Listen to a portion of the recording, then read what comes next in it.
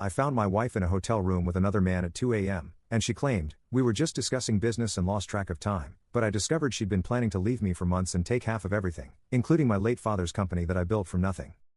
I'm going to tell you about the night that completely destroyed my 12-year marriage and how I discovered that the woman I thought I knew better than anyone had been living a double life for months. My name is Michael, and until 6 months ago, I thought I had a pretty good handle on my life. I'm 38 years old, I run a successful construction company that I inherited from my father and built into something much bigger, and I was married to Sarah, who I met in college and always considered my best friend and partner in everything. Sarah is a real estate agent, and she's actually really good at what she does. She's got this natural ability to connect with people and make them feel comfortable, which made her perfect for sales. Over the years, she'd built up a solid client base and was making decent money, though not nearly as much as the construction business was bringing in.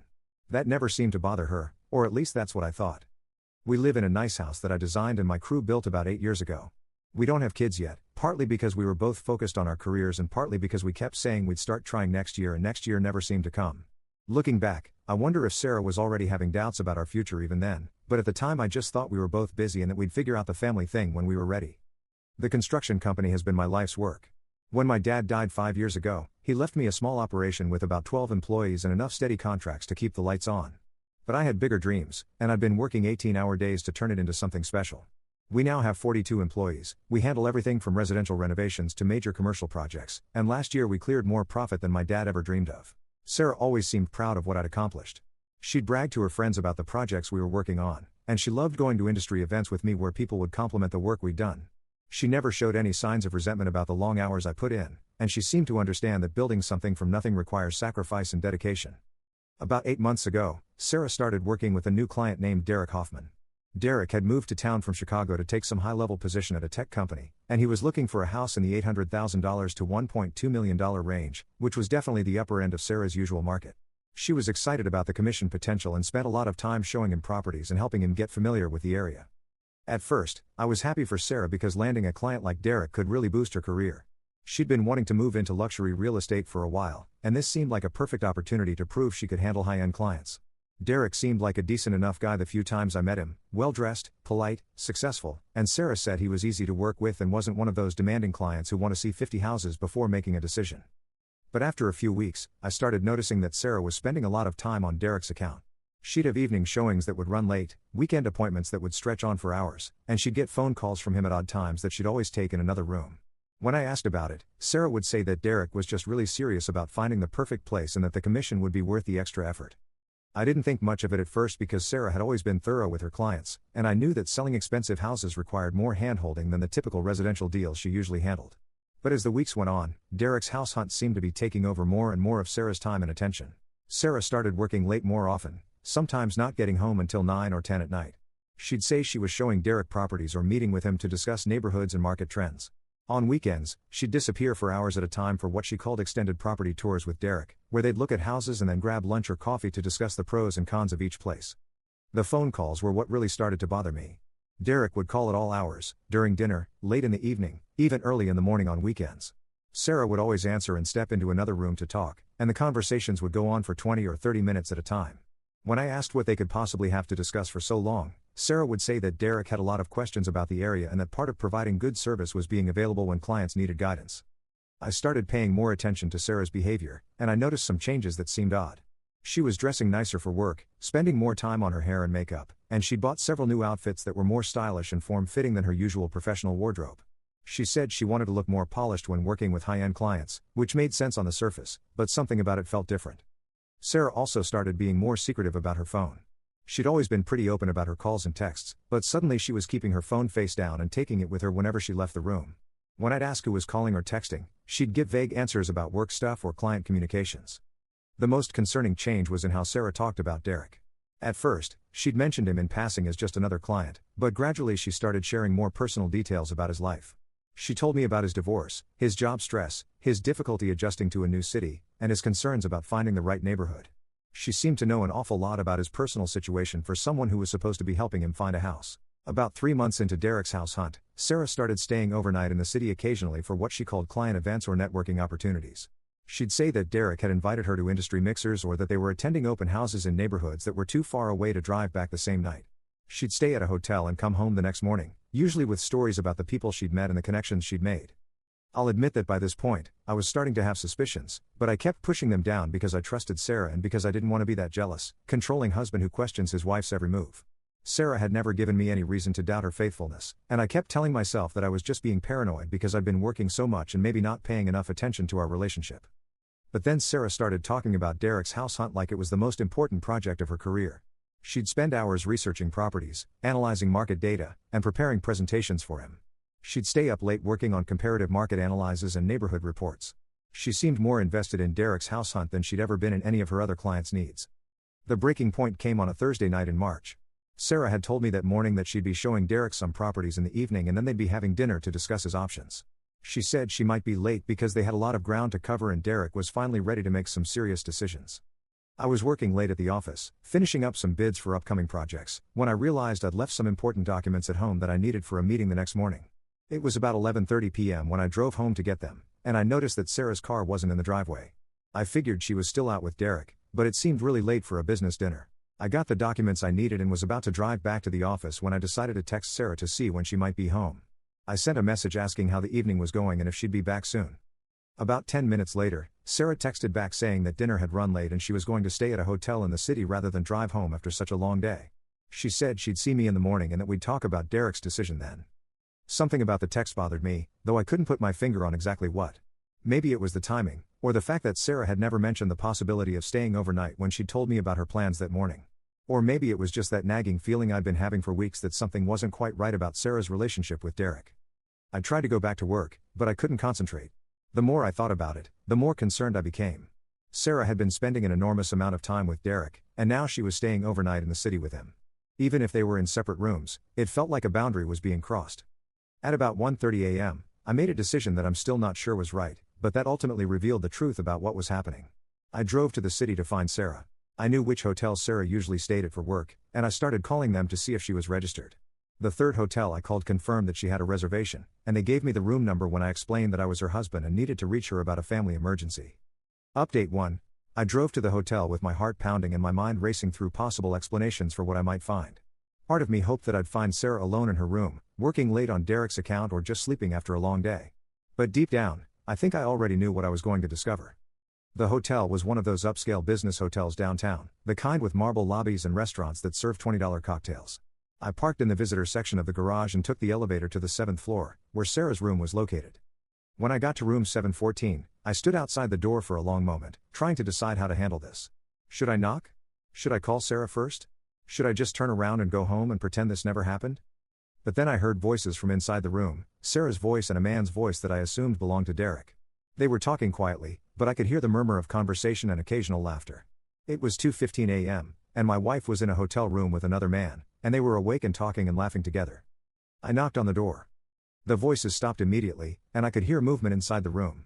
After what felt like an eternity, Sarah opened the door wearing a hotel bathrobe, her hair messed up like she'd been lying down, and a look of absolute shock and panic on her face. "Michael," she said, and I could hear the guilt and fear in her voice. "What are you doing here? How did you find me?" I looked past her into the room and saw Derek sitting on the edge of the bed, also in a hotel bathrobe, looking just as shocked and guilty as Sarah. The bed was clearly unmade, and I could see 2 wine glasses on the nightstand along with an empty bottle. "I came to find my wife," I said, surprised by how calm my voice sounded. "The question is, what are you doing here with him at 2 in the morning?" Sarah started talking very quickly, explaining that they'd been discussing Derek's house hunt and had lost track of time. She said they'd ordered room service and wine to continue their conversation in a more comfortable setting, and that they'd both been tired and had fallen asleep during their discussion. "We were going over the properties we saw today," Sarah said, gesturing towards some papers scattered on the desk. "Derek had a lot of questions about neighborhoods and schools and market trends, and we wanted to make sure he had all the information he needed to make his decision." Derek stood up and tried to look professional despite being in a bathrobe at 2 a.m. "Michael, I'm so sorry about this," he said.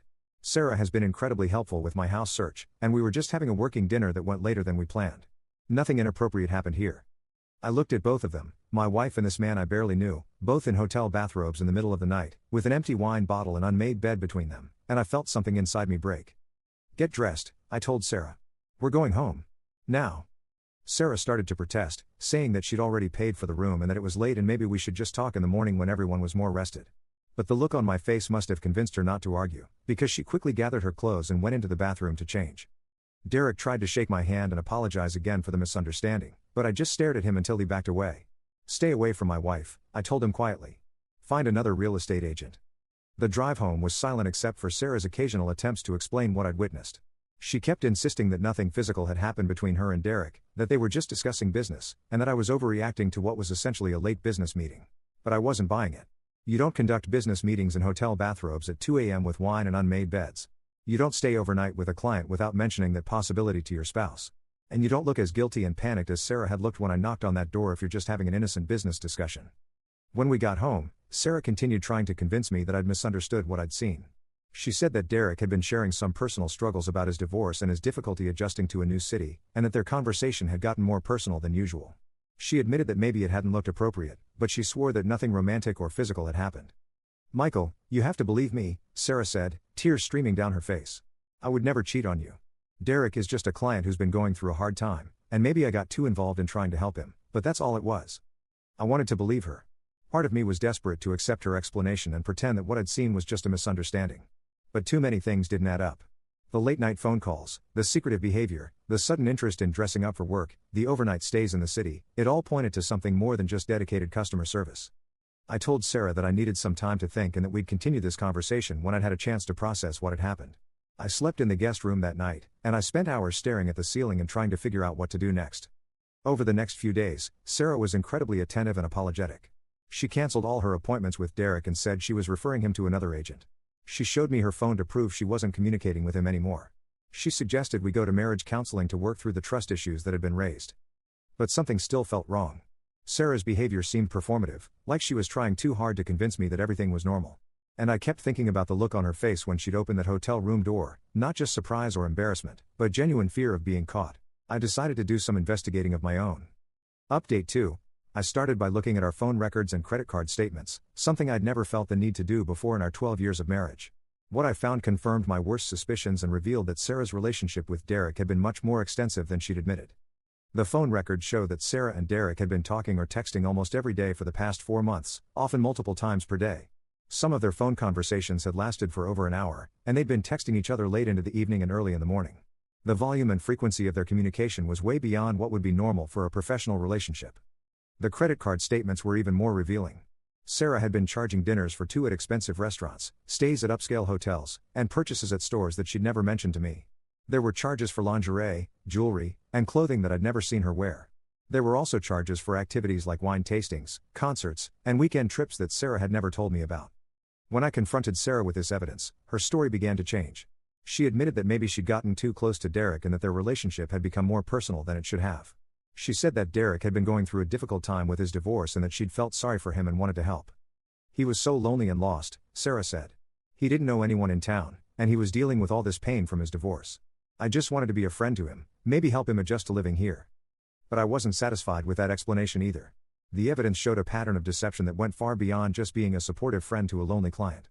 Sarah had been lying to me about where she was, what she was doing, and who she was with for months. I decided to hire a private investigator to find out exactly what had been going on between Sarah and Derek. I know that sounds extreme, but I felt like I needed to know the full truth before I could make any decisions about our marriage. The investigator, a woman named Janet who specialized in matrimonial cases, was incredibly thorough. Within a week, she'd uncovered evidence that completely shattered any remaining illusions I had about Sarah's faithfulness. Janet discovered that Sarah and Derek had been having an affair for at least 3 months.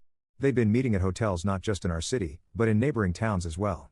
They'd taken weekend trips together to places like wine country and mountain resorts. Derek had been buying Sarah expensive gifts, including jewelry and clothing that she'd been keeping at his apartment. But the most devastating discovery was that Sarah and Derek had been making plans for a future together. Janet had obtained photos of them house hunting together, not for Derek to buy a place, but for them to live in together after Sarah left me. They'd been looking at expensive properties in exclusive neighborhoods, discussing mortgage options, and even talking to interior designers about decorating their future home.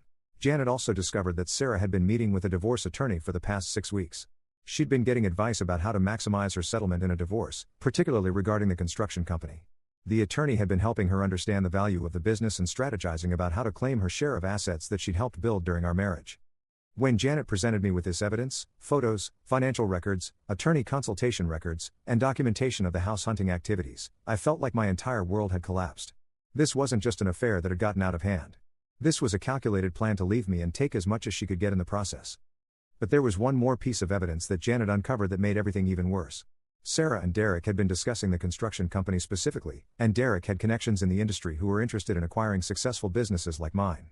Sarah had apparently been sharing detailed information about our operations, our client list, our financial performance, and our future projects with Derek and his associates.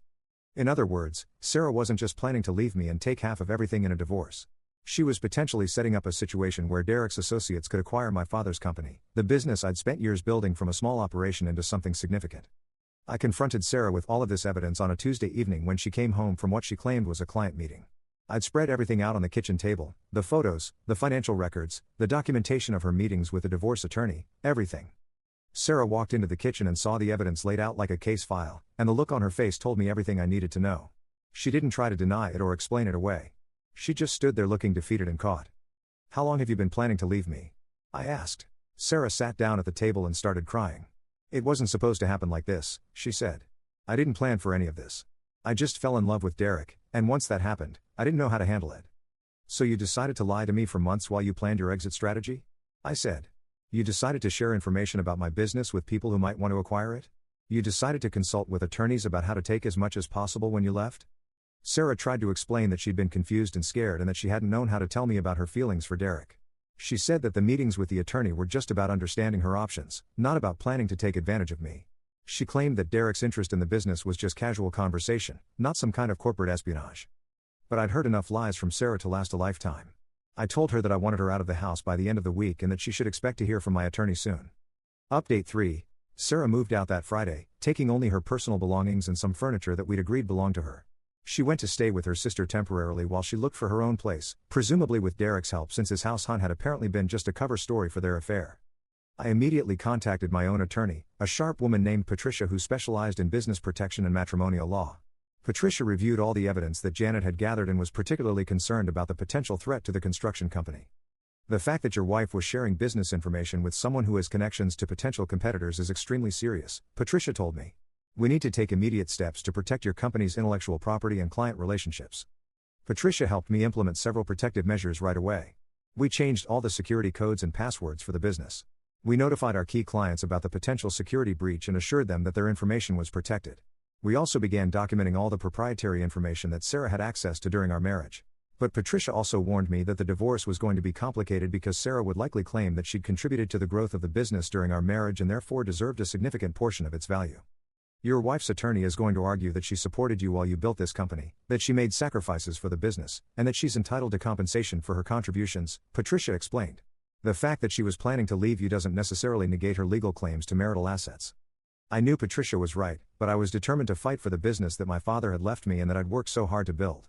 This company wasn't just my livelihood, it was my father's legacy and the foundation of everything I'd accomplished in my adult life. The divorce proceedings officially began 2 weeks later when Sarah's attorney filed the initial paperwork. Just as Patricia had predicted, Sarah was claiming entitlement to half of all marital assets, including a significant portion of the construction company. But Sarah's attorney made a critical mistake in their filing. They included a detailed valuation of the business that contained information that Sarah couldn't have known without inside access to our financial records and client contracts. This gave us clear evidence that Sarah had been improperly sharing confidential business information. Patricia immediately filed a motion to freeze Sarah's access to any business-related assets and to prevent her from sharing any additional proprietary information.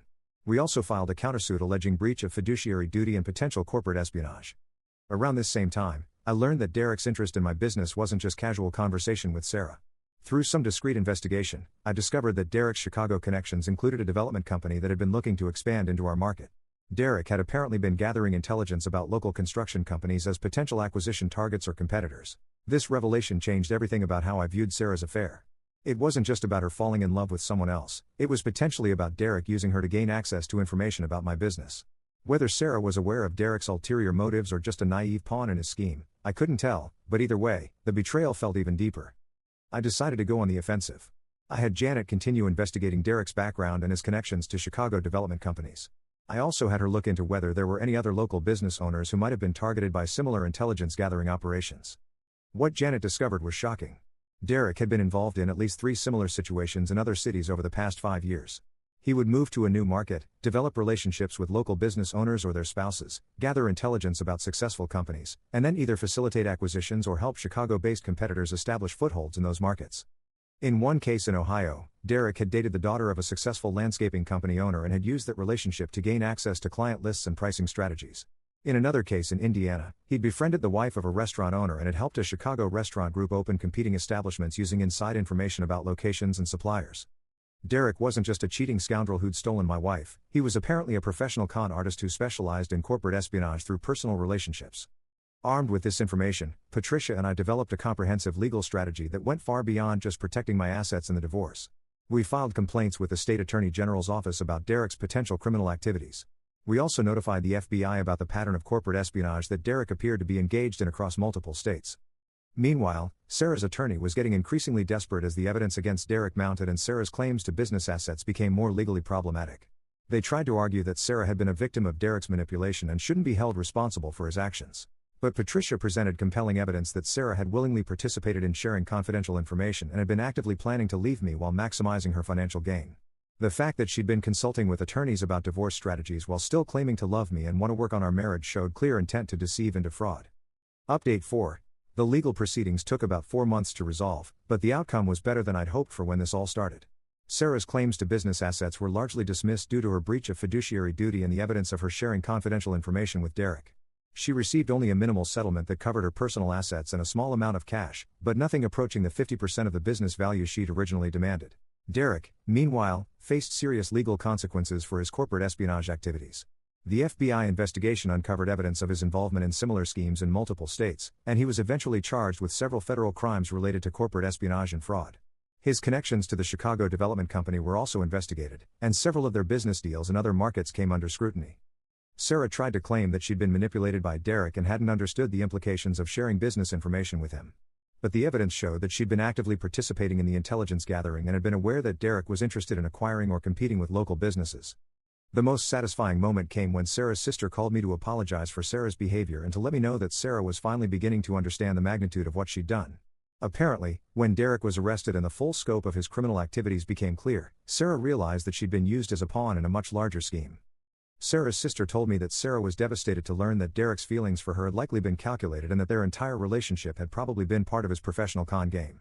She'd thought she was leaving her marriage for true love, but she'd actually been manipulated by a career criminal who specialized in exploiting personal relationships for corporate gain. Derek was eventually sentenced to 3 years in federal prison for his corporate espionage activities. Sarah was never charged criminally, but her reputation in the real estate industry was essentially destroyed when word got out about her involvement in the scheme.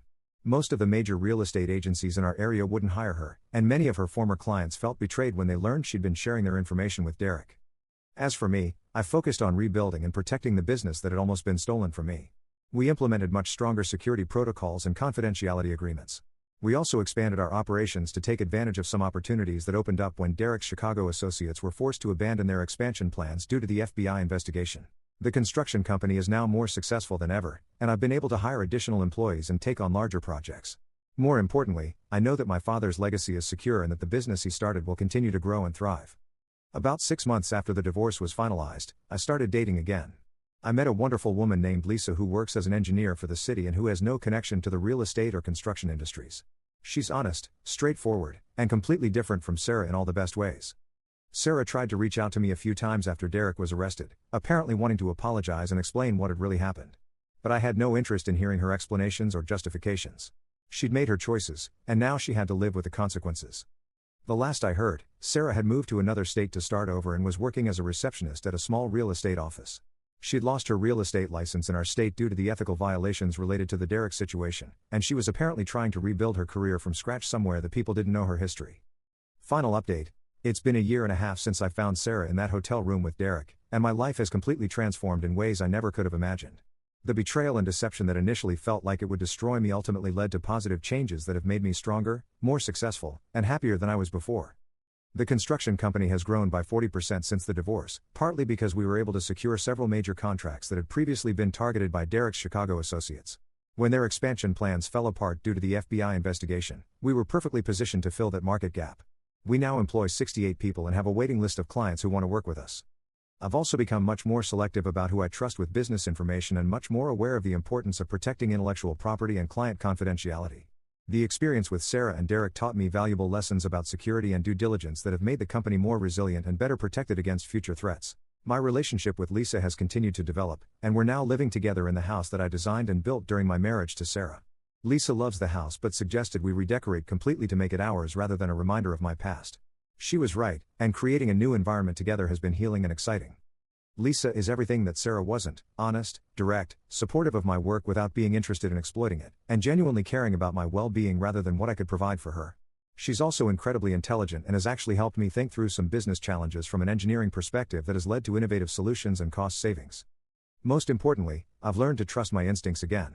When I started having suspicions about Sarah's behavior, I pushed those feelings down because I didn't want to be paranoid or controlling. But my instincts were right, and I should have acted on them sooner. Now I pay attention to those warning signals and address concerns directly rather than hoping they'll resolve themselves. Sarah made one final attempt to contact me about 6 months ago, sending a long letter through her attorney apologizing for everything that had happened and asking if there was any possibility of reconciliation. She claimed that she'd learned important lessons about herself and about the importance of honesty in relationships, and that she wanted a chance to prove she'd changed. I didn't respond to the letter, but I did read it carefully. Sarah seemed to finally understand the magnitude of what she'd done and the way she'd been manipulated by Derek. But understanding and regret don't undo the damage that was done, and they don't restore trust that was so completely shattered. The truth is that even if Derek had been genuinely in love with Sarah rather than using her for corporate espionage, the betrayal would have been just as devastating. Sarah chose to lie to me for months, to share confidential information about my business, to plan her exit strategy while pretending to work on our marriage, and to prioritize her own desires over any consideration for my feelings or our shared commitments. Those choices revealed something fundamental about Sarah's character that couldn't be changed by regret or lessons learned. I needed a partner who would face problems honestly rather than deceptively, who would protect our shared interests rather than exploit them, and who would choose loyalty and integrity even when other options seemed more appealing. I found that partner in Lisa, and I've built a life that's more authentic and fulfilling than what I had before. The construction company continues to thrive, my personal relationships are based on honesty and mutual respect, and I wake up every day grateful for the clarity that came from discovering the truth about Sarah, even though that discovery was initially devastating. Sometimes people ask me if I regret the years I spent with Sarah or if I feel like that time was wasted. But I don't see it that way. Those 12 years taught me important things about myself, about business, and about what I really need in a partner. The experience with Sarah and Derek also taught me valuable lessons about protecting what I've built and staying alert to potential threats. I'm actually grateful that I discovered Sarah's true character when I did, rather than spending more years building a life with someone who was capable of such deception. The pain of betrayal was intense but temporary, while the insights and growth that came from that experience will benefit me for the rest of my life. And my father's company, the legacy he left me and that I've spent my adult life building, is stronger and more secure than ever. That's what matters most to me, and that's what makes all the drama and difficulty of the past year and a half worthwhile.